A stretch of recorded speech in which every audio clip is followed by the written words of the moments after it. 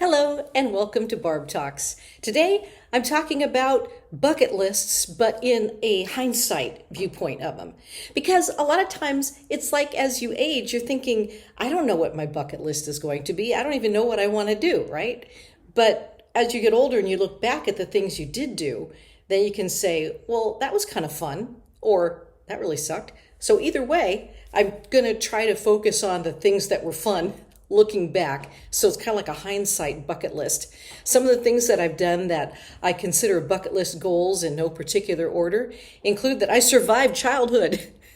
How many of us can put that in there? You know, it's like we're still alive, we're still here, we survived childhood. When I was in the third grade, I won an art contest.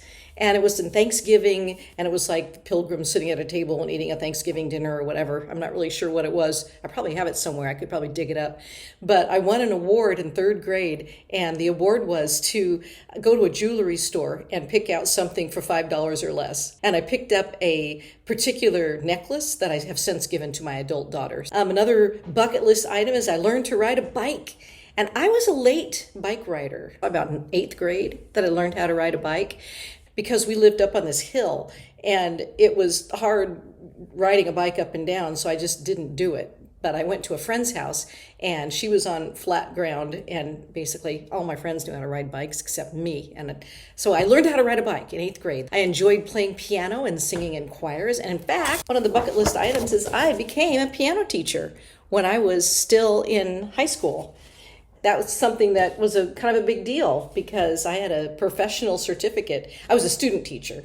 So I had a lead teacher would listen to my students at every 6 weeks, I think we would have a concert of some sort. And that was an opportunity for my teacher to judge what my teaching was like. And there were other student teachers too in town. But I was pretty darn proud of that as a high school student, having my own business as a student teacher. So that's a bucket list item in hindsight. I also enjoyed singing in choirs in grade school, middle school, high school, university. And I just recently joined I'm not sure how long I'm going to do it, but I joined Blueprint Arts, which is a local company.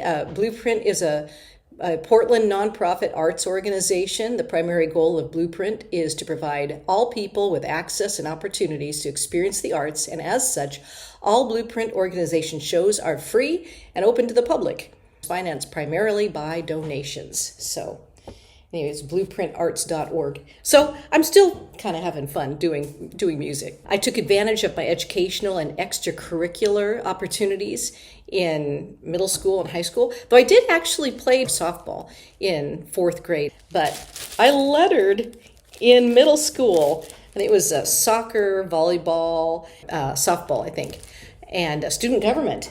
I got a little thing for being in student council. I was in student government in middle school, high school, and university. So got to serve my community in that way. I also won, this is funny. I won the Miss Congeniality Award. I figure someday if I get to be a grandma and I get to be crotchety in my old age, I can say, look, I got an award for being congenial. Call it good. I cannot be congenial anymore because I already won the award. So that's my Miss Congeniality Award. Also in high school, I was class clown. I was best personality. I was most friendly. Again, it's like if I get to be an old crotchety old lady, I'll say, look, I was friendly at one time, right? And then amazingly enough, I guess there was a girls' club in my high school that Judy Gray, one of my childhood buddies, was like in charge of that. I didn't even know it existed because I was busy doing student government and other stuff.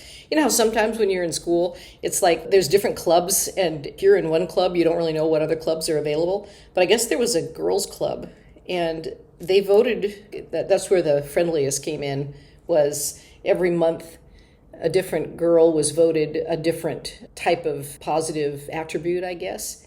And this group, how so kind of them, they voted me Girl of the Year. They had like this little tea, and all the girls and their moms came, and there was a picture of my mom and I that they took at that tea. So I thought that was kind of cool. But yeah, I was one of those high school kids that was kind of involved in everything. I figured it's a free education, right? In high school, for the most part. So it's like, take advantage of what you got, because when you get into the real world, everything costs money.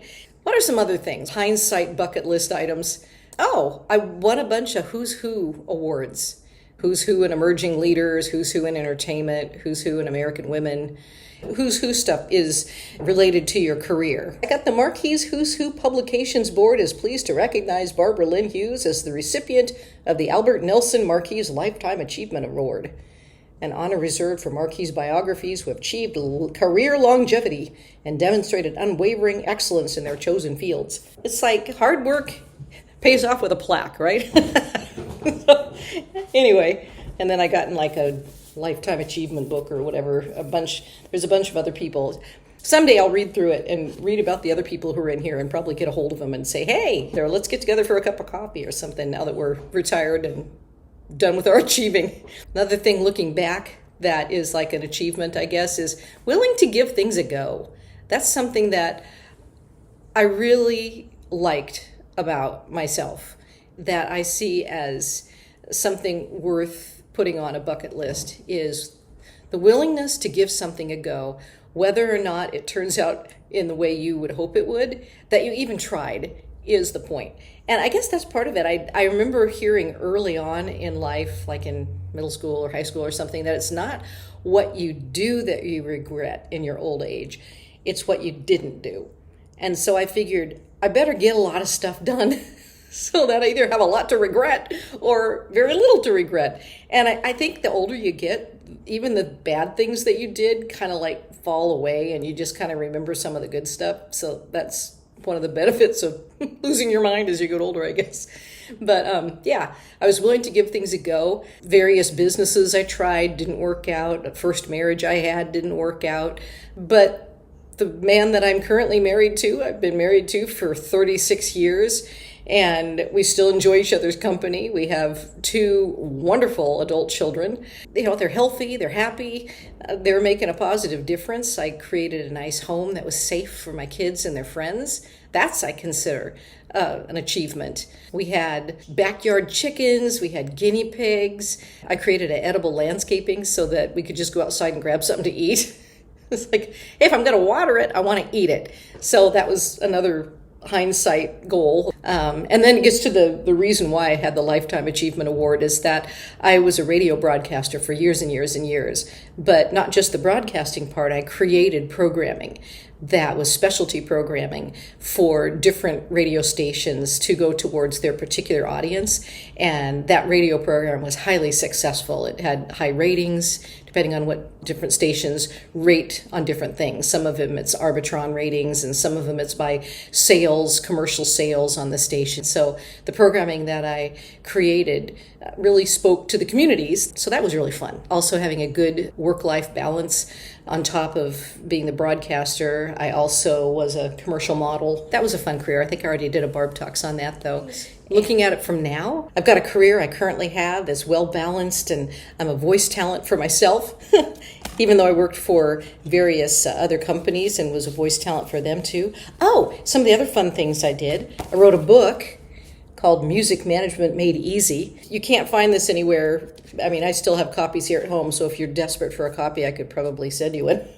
But that's another reason that I was in the Who's Who, is that I help people be able to take their music and find a way to use it in the real world. So whether it's encouraging other people, whether it's being able to get your music played on the radio, or whether you're performing it live. This was back in the day before everybody was playing music. So this is the book that kind of was around the beginning of when people started doing their own music. So I feel like I got to kind of be a part of getting that started, where music became something that the common man could do.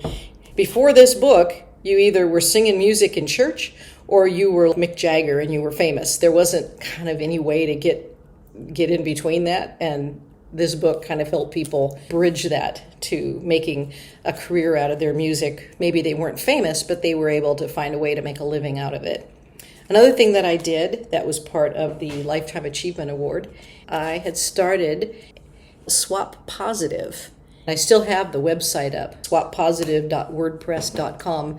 And now that everybody is doing the Buy Nothing Network, swapping things with other people is a normal thing. At the time, that was before the internet was going and everybody could find ways to meet people to swap their things. Swap Positive gave people the opportunity and the instructions on how to create their own local swaps. So something else I did that is a lifetime bucket list. Most of the things that I did were things that I thought, oh, this is fun, and then it turned into something. Or like how I got into student government and how I even got into Apple Blossom. I was a royal maid for Apple Blossom in high school.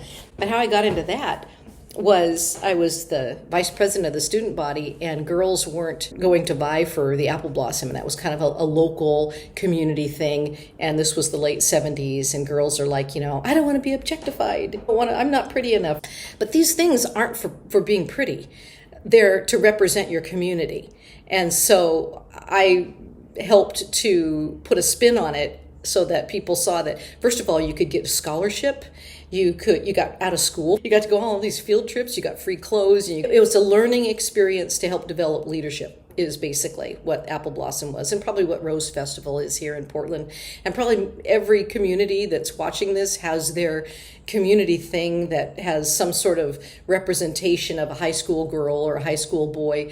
Those things aren't popularity contests. They are an opportunity for people that want to get college scholarships and leadership qualities and be able to support their local community. So that was how I got into Apple Blossom. Was I was trying to get other people to get into Apple Blossom, and I said, okay, I'll show you how it's done. And then I ended up getting a royal maid out of it, which was pretty funny. So yeah, I guess that's what I'm saying.